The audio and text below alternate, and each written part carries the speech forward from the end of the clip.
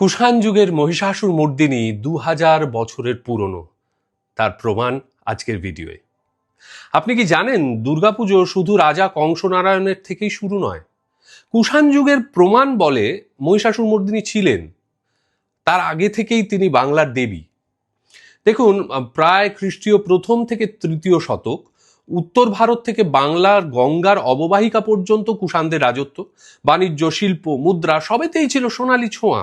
এই সময়ই আমরা পাই মহিষাসুর মর্দিনীর সবচেয়ে প্রাচীন প্রত্ন প্রমাণ। বঙ্গের বিভিন্ন প্রত্নক্ষেত্রে পাওয়া গেছে মাতৃমূর্তি, 2 হাতে অস্ত্র, মহিষের পিঠে বসা দেবী। এটাই কুষাণ যুগের স্বাক্ষর। দ্বিভুজা হলেও প্রতীকী শক্তি ছিল আজকের দশভুজা দুর্গার সমান। তখন দেবীর ভঙ্গি কিরকম ছিল? বাঁ হাতে ত্রিশূল, ডান হাতে শঙ্খচক্র। মহিষাসুরকে কিন্তু তিনি বধ করছেন। সিংহের উপাদান তখনও পুরোপুরি গড়ে ওঠেনি, কিন্তু মহিষাসুর মর্দিনী নামটি স্পষ্ট।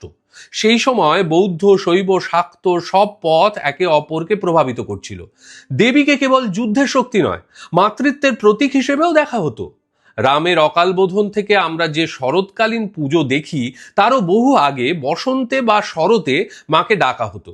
কুষাণ যুগের এই প্রমাণ বলে মা দুর্গা বাংলার মাটিতে তখন থেকেই পূজিতা। 2000 বছরের পুরনো ইতিহাসে যে দেবী বাঙালির রক্তে রয়ে গেছেন, তিনিই আজকের মহিষাসুর মর্দিনী।